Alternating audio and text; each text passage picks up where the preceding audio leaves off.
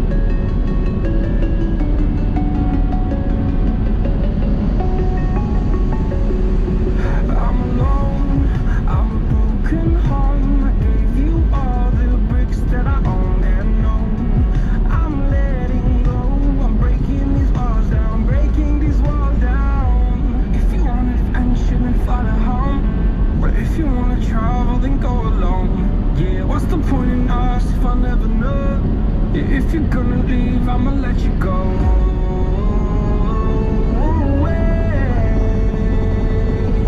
I'm tired of the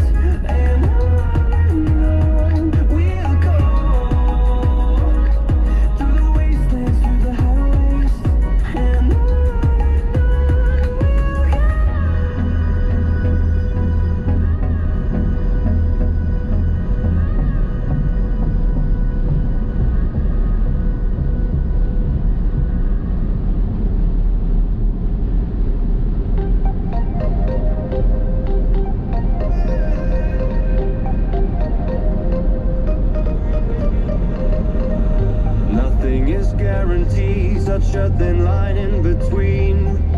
Colder than ice when you're next to me. First time we met, I knew I had to make you mine. Couldn't see all the warnings, cause you looked so fine. When I look into your eyes, my heartbeat stops. Live a beautiful life, there's no love. I don't need you. Your love just doesn't feel true, but you're going through my head a lot.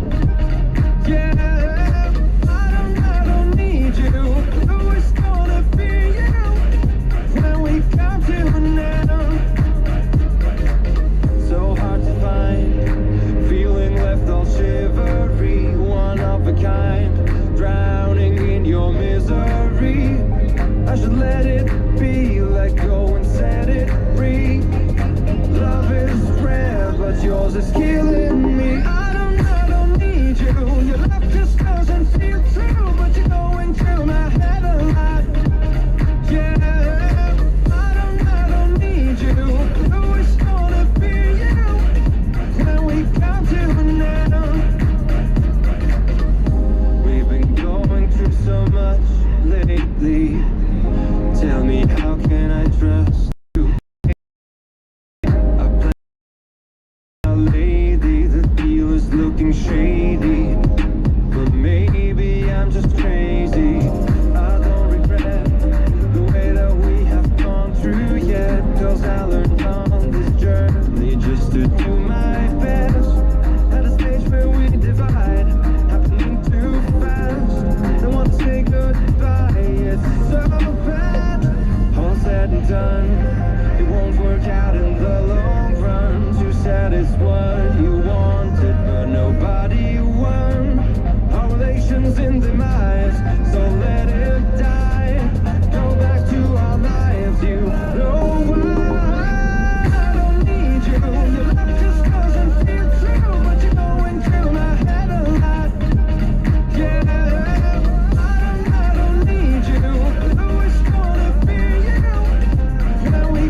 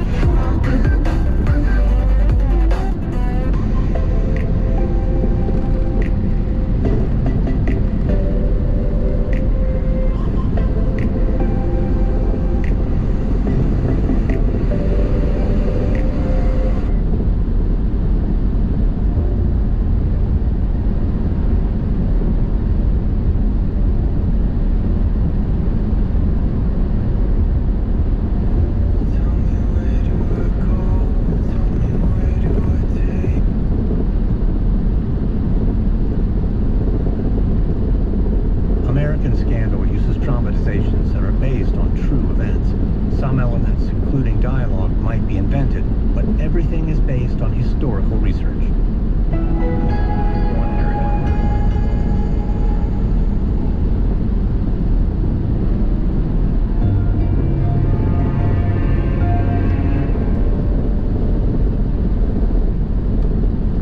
It's early August 1982 at a restaurant in Toluca Lake, California, a wealthy neighborhood just north of Hollywood. Hamptons is a popular lunch spot for many of the actors and celebrities in the area, and it's an obvious place for producer George Folsey Jr. to catch up with an old friend. Donna Schumann has known Folsey for over a decade, but they've never met in circumstances like this. It's been just over 10 days since the accident on set of Twilight Zone the movie. 52-year-old Vic Morrow and child actors Renee Chen and Mika Din Lee were killed when a helicopter crashed on top of them during the filming of a scene at night. The two children were working illegally on the movie, and now there are several investigations underway by the police and safety regulators. But Donna Schumann doesn't want to wait for the official reports to find out what happened. She worked on the John Landis movie as a production secretary, and it was her husband, the psychiatrist Dr. Harold Schumann, who helped Folsey recruit Renee and Mika. So now the couple wants some answers. After the waitress takes their orders, Schumann gets right to the point. So you understand why I had to see you. What is it you want to know, Donna?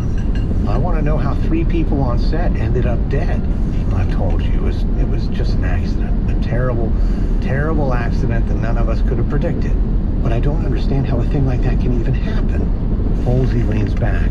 For a moment, he seems to struggle to find the words. Then he gestures toward the window in the street outside. Well, I guess it's like 2 cars on a highway, smashing into each other. It's just one of those awful things that happens sometimes. Schumann frowns. No, it wasn't like that. This isn't a car crash. This wasn't some everyday occurrence. This was a helicopter, George. These were children. And we rehearsed it. I don't know how many. Everyone knew what they were doing. They were far away from the children. End up on top of them. It was an act of God.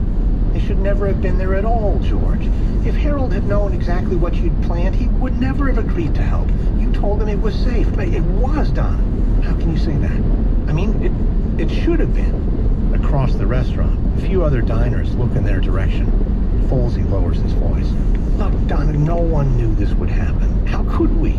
Schumann shakes her head. Don't you feel bad about this?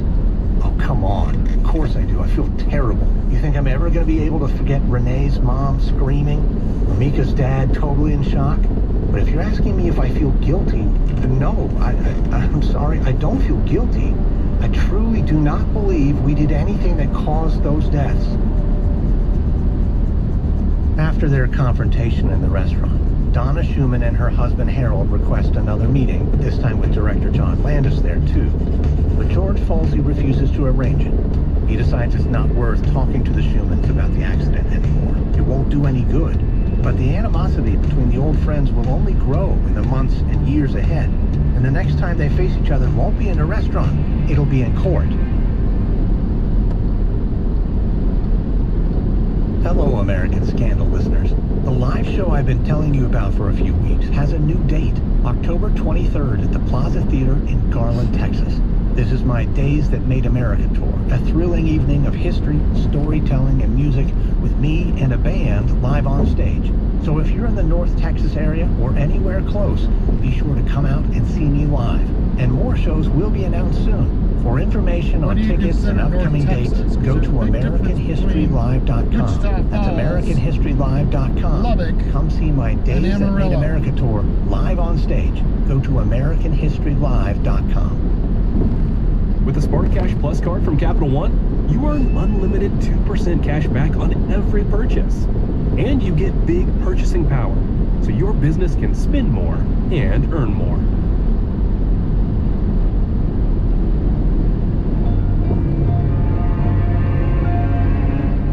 From Wonder You, I'm Lindsey Graham, and this is American Scandal.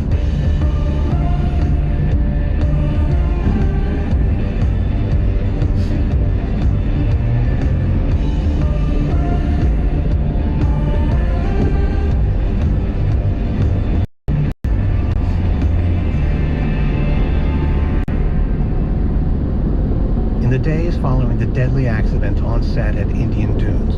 Vic Morrow, 6-year-old Renee Chen, and 7-year-old Mika Din Lee were laid to rest.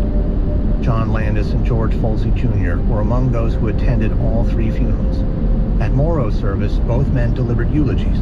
They praised his final performance as one of his best and tried to offer mourners the consolation that at least Twilight Zone the movie was finished. As Landis put it, tragedy strikes in an instant, but film is immortal. But several at the funeral found these comments self-serving and inappropriate. And while the victims' friends and families tried to somehow come to terms with their a furious battle beginning over who was to blame for the deaths and what price they would have to pay. This is episode 4, The Final Cut. It's November 1982 at the office of Deputy District Attorney Gary Kesselman in Los Angeles, California. Kesselman looks up from his desk as Sergeant Tom Buds from the County Sheriff's Office steps in. 36-year-old Buds has been investigating the accident on the set of Twilight Zone the movie for the past 4 months. With the help of the National Transportation Safety Board, he's gathered enough evidence to fill 3 large binders, which he carries awkwardly into the room. And today, it's Kesselman's job to decide if what Buds has discovered is enough to bring a criminal case against the filmmakers. Buds thumps the bulging folders down on the desk. Kesselman flicks through the one nearest to him. Well, I appreciate that this hasn't been an easy investigation. Oh, you can say that again. People have closed ranks. I think some of them are afraid, yeah. A lot of them live job to job, paycheck to paycheck. They can't afford to be blackballed in this town, but I interviewed everyone I could. Kesselman looks at the thick binders. Well, it doesn't look like you held back too much. Thank you. There's evidence in there relating to the explosive special effects, the helicopter, everything I've been able to get out of the Landis production office. All right. Well, obviously I'll review all of this before I come to any sort of official conclusion, but let me be honest with you, Sergeant. I'm not sure there's a case here. 2 kids are dead, Mr. Kesselman. And that's a tragedy, but it's not a murder. Hiring these kids illegally was only a misdemeanor. Well, if you read the files, you'll see there's far more to it than that. Look, I'm not saying Landis and the others meant to hurt anyone, but I think this was criminal negligence at least. Kesselman leans back in his chair. Well, the problem with proving criminal negligence is we'd be talking about a subjective interpretation of what constitutes reckless and wanton conduct. And in a jury trial, against what's likely to be a very well-resourced defense team? Buds jabs a finger at the binders. Well, as you'll see in the opinion of many of my witnesses, what Landis and Folsey did was reckless and wanton. Well, they're not going to be the jury, are they? And I understand the parents of the 2 children have filed civil suits against the filmmakers. That's right. And good luck to them, I say. Yeah, I just wonder if that isn't the best avenue for pursuing this. Bud stands, his face flushing with anger. Look, is there something going on here that I don't understand? I know there's some rich and powerful folks in this town. People who would rather my investigation went away. And maybe some of them are donors to people in this office? Sergeant Buds, I'm not running for any. Your boss was just elected Attorney General. Well, if the DA wanted to kill this, he wouldn't have appointed me, okay? I'm not that guy. Well, there's a case here, and I know it. Just read the files, Mr. Kesselman, and you'll see what they did. To Tom Budd's disappointment, Deputy District Attorney Kesselman decides there is not enough in the 3 binders to proceed with criminal charges. But he encourages Buds to keep digging. So all through the winter of 1982, Buds works the case alone. Piece by piece, he builds what he believes is a damning picture of what happened that night at Indian Dunes. But criminal prosecution is not the only threat facing the filmmakers behind Twilight Zone the movie. The National Transportation Safety Board investigation is still ongoing, and the families of the victims continue to pursue their wrongful death lawsuits. The parents of Renee Chen, Mika Din Lee, demand hundreds of millions of dollars in damages from the studio Warner Brothers, as well as 9 individuals involved in the production. But to the family's frustration, the defendants reject all liability. In one response, Warner Brothers even claims the young children knowingly assumed the risks of the scene they were appearing in, so the studio can't be held responsible for what happened to them. Just as frustrating, this multi-million-dollar civil case progresses even more slowly than the criminal one. It will be many months before settlements are reached with the families, but in the meantime, Sergeant Tom Buds finally makes a breakthrough. By March 1983, he has amassed enough evidence to convince Deputy District Attorney Gary Kesselman that there is a case. 2 months later, Kesselman presents what Buds has found to a Los Angeles County grand jury. 36 witnesses are summoned to give evidence. They include the parents of Renee and Mika, as well as production staff and the filmmakers themselves. It takes 6 days to hear all the testimony, but finally, in mid-June 1983, the grand jury confirms the indictments. John Landis, George Folsey, pilot Dorsey Wingo, explosive specialist Paul Stewart, and production manager Dan Allingham are all charged with involuntary manslaughter, as well as several other counts relating to the illegal hiring and fatal accident on the set. These 5 men are scheduled to appear in court for their arraignment the following week on June 24th. By coincidence, it's the same day that Twilight Zone the movie is due to be released in theaters. Among the first to see the finished film is Time magazine's 39-year-old movie critic Richard Corliss. In a theater in New York, he takes his usual seat for a press screening. He balances his notebook and pen on his lap as the lights go down and the movie begins. Of the 4 stories in the anthology picture, John Landis's now notorious segment is up first. The scenes set in the Vietnamese village have been cut, and all traces of the dead children have been removed. But that leaves a truncated version of the story in which Vic Morrow's character is punished for his racist beliefs without ever achieving a form of redemption. Watching from the dark theater, Corliss shakes his head. He isn't impressed. The story seems preachy and obvious to him. He's also disappointed with Steven Spielberg's contribution, which is up next. He thinks it's labored and mechanical, but he's more taken with the segments directed by the lesser-known directors John Dante and George Miller. To Corliss, they're the only 2 who seem to have understood the assignment. Their thrilling and horrifying pair of stories means Twilight Zone the movie at least ends on a high note. So later that day, back in his office, Corliss sits down to write his review. He calls Miller's segment fast, funny, and flat-out creepy. Dante's gets the movie moving with spooky style, but when it comes to Landis's portion, he says that it hardly looks worth shooting, let alone dying for. When he wrote the screenplay, John Landis hoped his segment would be recognized as a serious and morally profound piece of filmmaking. But many critics are just as negative about it as Richard Corliss. The movie limps into theaters at number 4 in the box office, and it will go on to make just under $30 million in the United States. It's not a financial disaster by any means, but it's not the blockbuster success Warner Brothers once imagined. And for John Landis, his career isn't harmed by the disappointing performance either. Twilight Zone the movie is quickly overshadowed by the release of another of his projects, one that was filmed just a few months after the accident at Indian Dunes. Trading Places. Brothers collaborator Dan Aykroyd, alongside the up-and-coming comedian Eddie Murphy. And after a series of box office setbacks for Landis, this film is a spectacular return to form. On a budget of just $15 million, Trading Places becomes one of the highest-grossing movies of the year. Soon, Landis gets yet another career boost. In August 1983, Michael Jackson, the biggest pop star on the planet, reaches out to him personally with a special request. He's seen Landis's comedy, horror, and American Werewolf in London and thinks he's the perfect man to direct the music video for his song Thriller. This project develops into an elaborate 14-minute short film that becomes instantly iconic and wins numerous awards. With these 2 major successes behind him, Landis starts lining up new projects with studios across Hollywood. It seems as long as he can deliver the goods at the box office, the industry is willing to forgive and forget whatever happened on the set of Twilight Zone the movie. But the authorities are not. So while Landis is still lighting up Hollywood, the manslaughter case against him is slowly working its way through the legal system. After preliminary hearings in early 1984, there's a long battle over the charges the defendants will face. The defense team gets some of the counts removed, but the prosecution appeals and gets them restored. And while all that's going on, the National Transportation Safety Board finally issues its report on the fatal accident. It confirms that the use of explosive special effects in close proximity to the helicopter was the probable cause of the crash. This damaged the main rotor blades and led to the separation of the helicopter's tail rotor.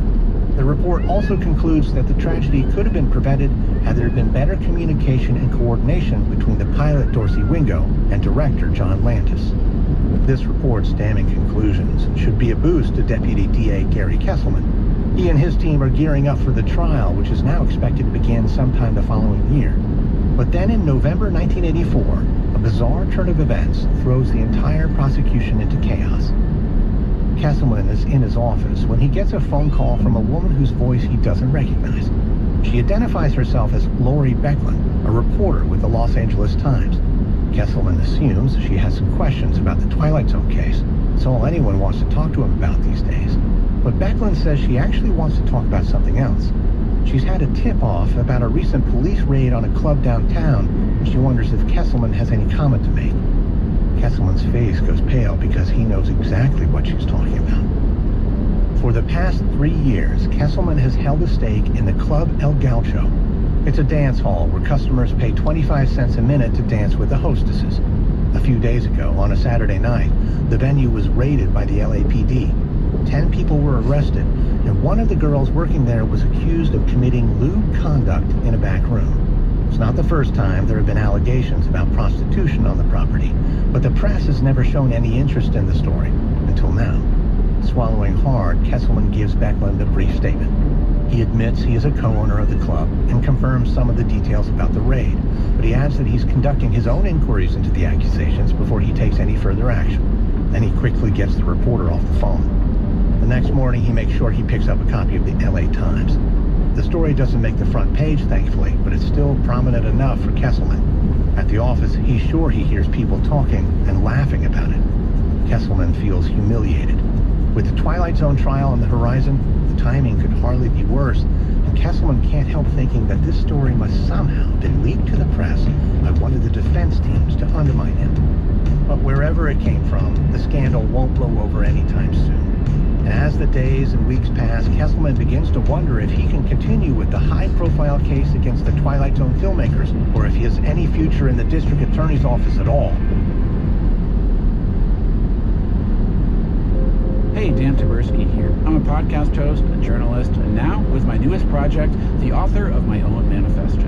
Well, it's a manifesto about manifestos. My search for inspiration in a world that feels more infuriating, more out of its freaking mind with each passing hour. Manifestos are a call to action, warriors, visionaries, the regular folks with just the right amount of crazy.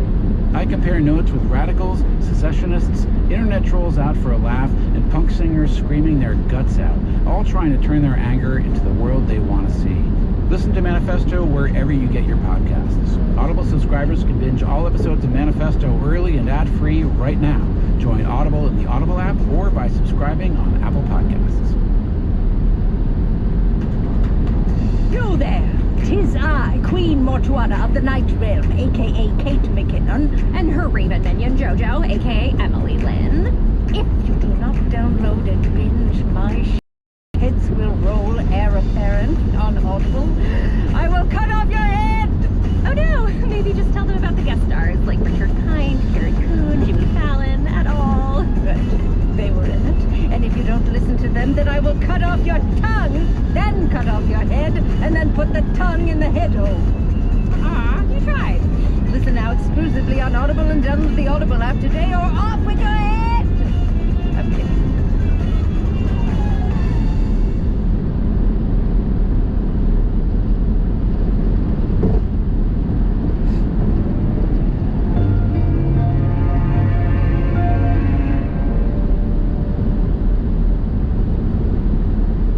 Of the controversy over the police raid on the music hall, Deputy District Attorney Gary Kesselman is removed from the Twilight Zone case. In the summer of 1985, a new prosecutor is appointed to take it to trial. Kesselman's replacement is another deputy DA named Leah Kerwin D'Agostino. Though barely 5 feet tall, D'Agostino is an intimidating operator. At 48 years old, she's prosecuted some of the worst pedophiles and child abusers in California, and she's never lost a case. Not dealt with anything as high profile as this before. The Twilight Zone case will be her first time dealing with a celebrity in the courtroom, and she's never had to face opposition from such experienced and expensive attorneys. Because leading John Landis's defense will be 57-year-old James Neal. Neal is a veteran Nashville lawyer who was a special prosecutor during the Watergate scandal when he won convictions against some of President Richard Nixon's closest allies. Now he's perhaps the foremost criminal defense lawyer in the country, a formidable opponent for any prosecutor. But D'Agostino's task is made even more difficult by the limited time she has to prepare before the trial begins, and the huge amount of material she has to study. By now, the evidence goes well beyond the 3 binders Sergeant Tom Buds originally presented to the DA's office back in 1982. There are now 6 volumes of grand jury testimony for D'Agostino to review, as well as 1,000 pages of witness statements gathered by the National Transcripts from the preliminary hearings in 1984. So for months, D'Agostino works almost 20 hours a day to get through it all. But she's not just glued to her desk. As part of her research into Hollywood practices, she heads across LA to visit ongoing production. Hill Street Blues. She wants to see for herself just how things should be done on set, and why standards on Twilight Zone the movie fell so short. While she's doing this field research in late 1985, she moves into a new office at the Criminal Court Building in downtown Los Angeles. Her room on the 18th floor has no windows, but as far as D'Agostino is concerned, that just means there are fewer distractions. So as movers carry in box after box of files and documents, D'Agostino looks around her new workplace. She's searching for the perfect spot for a corkboard she's had with her since her earliest days on the Twilight Zone case. Pinned to it are large photographs of Vic Morrow, Renee Chen, and Mika Din Lee, both immediately before and after their deaths. After thinking for a while, she props the board up on a narrow table directly opposite her desk where she can see it while she works. She doesn't ever want to forget about the victims in this case, or the fact that they suffered incredibly violent deaths. That's the fuel that keeps her going on all the long nights this case has demanded. But while D'Agostino thinks the photographs are a constant reminder of why she's there, to her opponents the display is grotesque. The defense lawyers complain that D'Agostino has turned her office into a chamber of horrors. Photos from Indian Dunes don't strike them as a personal motivation tool. They look more like a naked attempt to prejudice witnesses and anyone else connected with the case who visits the office. So as the trial finally gets underway in the summer of 1986, the relationship between the 2 teams of lawyers is already strained, and soon it becomes openly hostile. In her opening remarks, attorney Leah D'Agostino highlights the contrast between make-believe movie magic and real-life tragedy. She says to the jurors, "These are very real deaths. They were not an illusion, ladies and gentlemen. You are not going to see Renee Chen coming from the back of the courtroom, or Mika Lee, or Vic Morrow. They're not going to say, look, we put our heads back on, it was an illusion." The defense teams don't like that. The lawyers on the other side of the courtroom think D'Agostino is being sensationalist and emotionally manipulative, and they don't keep their feelings to themselves. Soon, biting anonymous comments about D'Agostino's approach make their way into the press, but D'Agostino claims not to be bothered.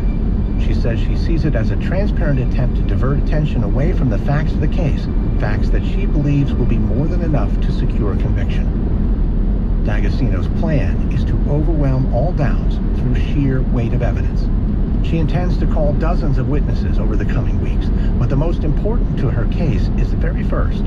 Donna Schumann was once a close friend of producer George Folsey Jr. and worked with him as a secretary in John Landis' production office. But that warm relationship is a thing of the past. Ever since Schumann and Folsey argued in a restaurant shortly after the accident, the pair has barely spoken. Now, face to face with Folsey in court, Schumann is carefully led through her evidence by D'Agostino. She describes how chaotic the Twilight Zone production office was, how fast they had to work, and how much they were focused on doing everything as cheaply as possible. Then, when it comes to the children who were hired for the big finale, Schumann says the filmmakers rejected the use of dummies or stunt performers because they believed John Landis wouldn't think it looked real. She then explains how the production team deliberately withheld documents from the studio that might alert executives to Renee and Mika's illegal presence on set. This seems to be damning enough, but as far as D'Agostino is concerned, what Schumann has to say next will be even more incriminating. In fact, it might be the most important moment of the entire trial. Under D'Agostino's persistent probing, Schumann relays 2 conversations she overheard in the production office. Both George Folsey Jr. and John Landis talk at length about how much trouble they would be in if it was discovered that they had hired the children without a permit. According to Schumann, it wasn't just a small fine they were worried about. She heard the filmmakers say they would go to jail because the use of explosive special effects around kids was so dangerous. This testimony seems devastating, proof that the defendants knew the risks they were taking and that the fatal accident on their set was far more than an unforeseeable act of God. And as D'Agostino finishes her question and takes her seat, she's delighted by her star witness's performance. But then comes the defense's turn. James Neal's colleague from Nashville, Jim Sanders, leads the cross-examination.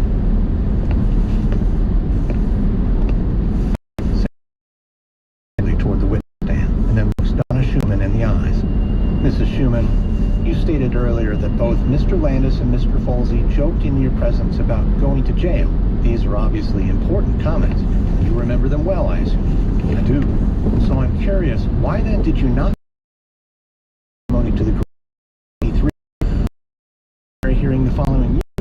I wasn't asked the question. You asked the question. So you didn't think it was important to disclose that information. It's not my job to determine what's important. My job here is just to shut up and answer your questions. Well, on July 11th of this year, you wrote a memorandum for the prosecution in which you detailed your knowledge of the defendants and what they had done during the movie's production. Isn't that correct? Yes. Did you make any mention of those going to jail comments in that memorandum? I don't believe so. So you didn't mention them before the grand jury.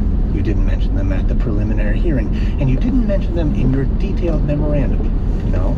In fact, is it not true that the very first time you mentioned these comments anywhere is in a second memo you wrote for the prosecution only a few weeks ago?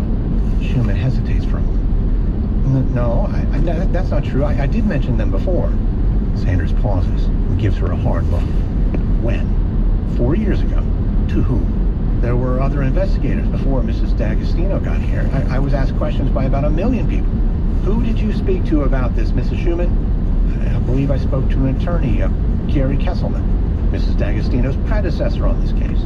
Schumann nods, but Sanders goes on. So your evidence is that you told Mr. Kesselman about these comments 4 years ago, and you haven't mentioned them on any occasion since until today? Schumann looks pale. Yes, that's right.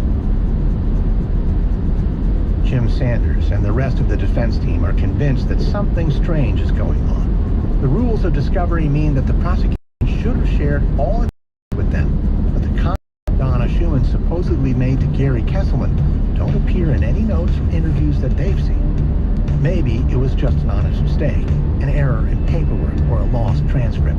But if not, that leaves two possibilities. Either the prosecution attorneys have deliberately withheld important information from the defense, or they started making up evidence. I'm Alice Levine. I'm Matt Ford, and we're the hosts of British Scandal. Yes, indeed. In this series, a Derbyshire couple are bored of a curtain-twitching, lawn-mowing suburban life, So they sell their house, build a yacht, and sail off around the world. which sort of sounds idyllic until a sperm whale sinks their boat and they begin to starve. Oh yes, and they didn't bring a radio because real sailors don't use radio.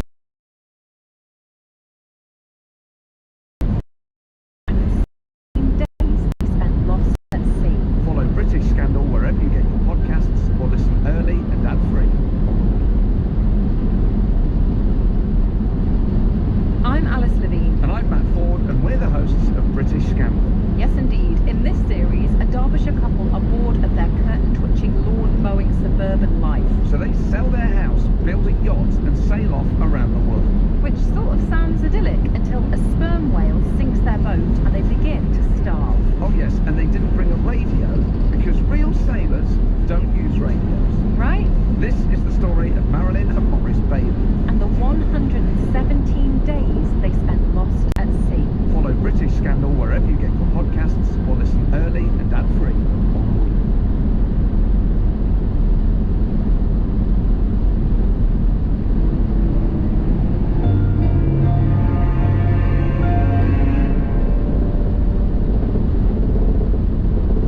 Donna Schumann's testimony was supposed to get the prosecution off to the perfect start.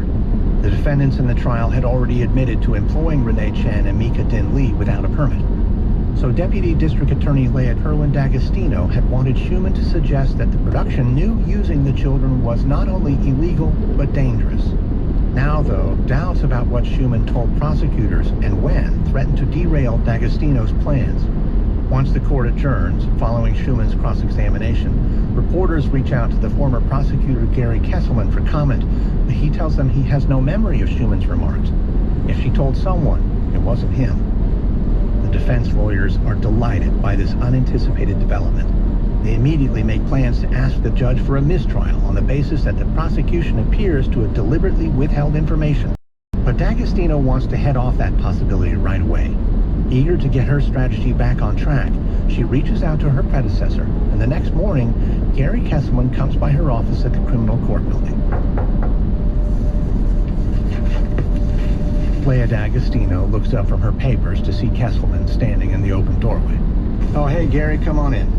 Kesselman steps inside. He glances at the corkboard opposite D'Agostino's desk, then looks away from the gruesome photographs. D'Agostino shoots him a smile, though. "Can I get you anything?" "No, I'm fine." He sits down. "Well, this is all a mess, isn't it? But it's fixable. You know, when Donna Schumann wrote that second memo, you should have asked me about the going to jail comments. I could have told you." "Told me what?" "But she never said it." "Oh, come on, Gary." "What? Can we just drop this? I don't know why you didn't write it down at the time, but you know that Donna told you about this." "Well, that's the problem. I don't know, and it's not..." And she closes the door. "All right, Gary, look, it's just the two of us in this office. You're not important, I'm not important. All that matters is the case." Kesselman frowns. "If you're suggesting I should commit perjury..." "No, that's not what I'm implying at all." "And what are you implying?" "I think you've got the wrong guy. I'm asking you to let go of your pride." "My pride?" "Yeah. Admit that you made a mistake. Maybe you don't remember. Maybe you didn't write down everything she said. Maybe you lost some notes. God knows it happens. Look at all the boxes around here. You go into court and you say that. We move forward with the case and we nail these guys for what they did. But I didn't make a mistake, Leah. This isn't about you. It's about them." D'Agostino points a finger at the corkboard. Kesselman refuses to look. "You're really saying that Donna is lying?" "I think someone here is, but it's not me." "All right, I've heard enough. Good luck with the case, Leah." Kesselman stands and moves toward the door. D'Agostino points a finger. "But just make sure you don't commit perjury the other way." When the trial reconvenes the following week, the defense subpoenas Gary Kesselman to appear in court.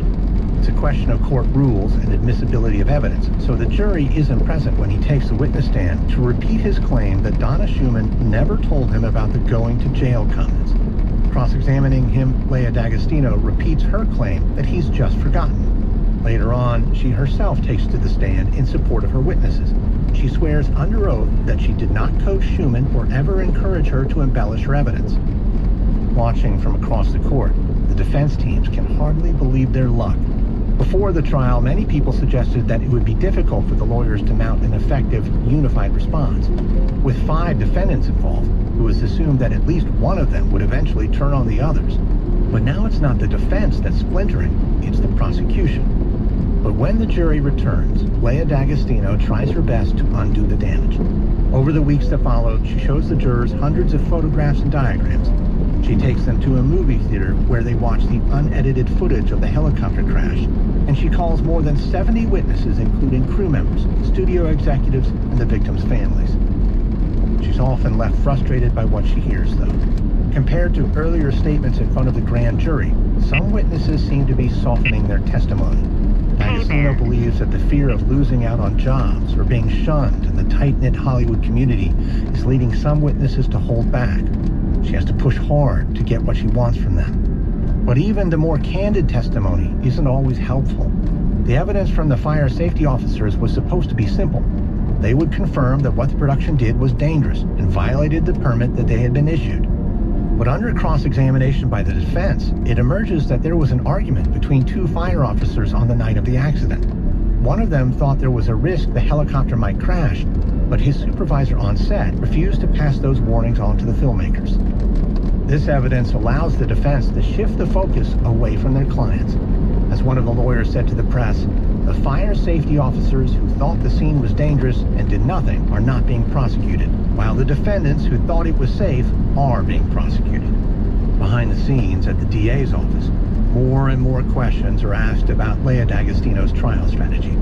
Some, like the original police investigator Tom Buds, believe she's called too many witnesses and has gotten bogged down in side issues. But D'Agostino refuses to change course, and it's only after a total of almost 6 months of testimony that she rests her case. Throughout it all, she has tried to paint the defendants as recklessly endangering lives in the pursuit of a good shot. Her argument is that even if they didn't think it was risky, they should have known it was. But when the turn of the defense comes, of course their lawyers insist that nothing could be farther from the truth. John Landis himself is the first to give evidence in his defense. Becoming emotional on the stand, he admits to illegally employing Renee Chen and Mika Din Lee, but he categorically denies being told the shots were dangerous or ever thinking that they were. He says he believed it was safe to have the explosions and helicopter in close proximity to the children. He wouldn't have filmed the sequence otherwise. His lawyer argues that the stunts were fully planned and thoroughly practiced, and Landis could not be held criminally responsible just because of the tragic outcome. Landis is then followed on the witness stand by helicopter pilot Dorsey Wingo. But the three other defendants decline to give evidence, and on the whole, their lawyers call far fewer witnesses than Leah D'Agostino. Still, they successfully introduce doubt around some of the prosecution's key claims. Technical experts present complex evidence that suggests it was not stray debris that brought the helicopter down. Instead, it might have been heat from the special effects on set that caused delamination of the tail rotor blade. As its thin metal outer skin peeled away, an aerodynamic imbalance was introduced that eventually ripped the blade in two. There are no records of delamination ever causing a crash before, and the operators of the helicopter were never warned that it was a possibility. So the defense argues it was impossible for the defendants to foresee it would happen. Such technical evidence is difficult for the prosecution to argue against, but D'Agostino has other openings. If any of the five defendants can be persuaded to turn on the others, it might change the course of the trial. But D'Agostino proves unable to take advantage of any potential differences between the defense teams. Instead, it's once again the prosecution's own divisions that make the biggest impact. In March of 1987, Gary Kesselman returns to court to give evidence, this time in front of the jury, and he goes even further than he did before. While insisting once again that Donna Schumann never made the going to jail comments, he also criticizes her as extremely emotional, and he shares details of the argument he had with Leah D'Agostino in her office, saying she was very agitated and appeared to be asking him to lie on the prosecution's behalf. This controversy is still fresh in the jurors' minds when they retire to consider their verdicts on May 18, 1987. 11 days later, Leah D'Agostino, John Landis, George Folsey Jr., and all the other defendants and lawyers are summoned back to court. The jury has come to a verdict. As Landis walks in, his face is gray. He's been accused of arrogance several times during the trial and has been warned by the judge and even his own lawyers about his outbursts. But he doesn't feel confident now. He knows if he's found guilty, he's likely to go to prison, so everything comes down to the piece of paper in the judge's hand. Landis's blood thuds in his ears as he watches the judge unseal the verdicts. The judge's face flushes, and he seems to grip the verdicts a little tighter as he scans the pages. He then hands them to the court clerk. She reads each count and verdict one by one. When Landis hears his name and the words "not guilty," he closes his eyes in relief. For every count and every defendant, the verdict is the same: not guilty. The judge discharges them all. The gallery behind Landis breaks into cheers. Across the room, prosecuting attorney Leah D'Agostino quietly gathers her papers, her stare fixed ahead as the celebrations continue around her. Landis barely gives her a second look. Within moments, he's embracing his wife, and together they make for the exit. Outside, reporters jostle for position in the hallway. As they catch sight of Landis, cameras flash and microphones are thrust forward. Grinning from ear to ear, Landis talks about what a terrible time the last 5 years have been for him and how grateful he is to the jury for their decision. He doesn't once mention Vic Morrow, Renee Chen, or Mika Din Lee. Following the trial, some members of the jury gave interviews to reporters explaining their verdicts. It was clear that many of them had not believed Donna Schumann, and some found the sheer weight and complexity of the evidence presented to them difficult to process. In the end, the jurors simply were not convinced that John Landis and the other filmmakers knowingly endangered the actors on set, so they voted to acquit. To some legal observers, though, this was a mistake. Even if the accused men genuinely did not think the scene was hazardous, the jurors could still have decided that they should have been aware of the dangers and were criminally negligent not to have acted differently. As it was, having paid fines for illegally hiring the children, the defendants were free to continue their careers in Hollywood. Landis was never blacklisted after the accident that killed 3 people on his set, but he was never fully able to escape what happened either. Ultimately, Twilight Zone the movie would mark a turning point in his career. The 1990s saw him direct a string of flops, including Beverly Hills Cop 3 and a widely panned sequel to The Blues Brothers. Landis hasn't been entrusted with a blockbuster since, and his dreams of becoming the biggest director in Hollywood never came true. Perhaps his greatest legacy is an unwanted one. The Twilight Zone accident is still taught in film schools, union safety courses, and legal seminars as a case study in what not to do. In the wake of the incident, the movie industry brought in safety changes, including stricter stunt coordination protocols. Simple verbal discussions like those used at Indian Dunes would no longer be enough. Major stunts would now require written plans with clear lines of communication and authority. No shot is worth a life became an unofficial motto. But some doubt how much has really changed. Although rare, fatal on-set accidents do still happen, especially when schedules and budgets are tight and there's pressure to get the perfect shot. It seems that even more than 4 decades on,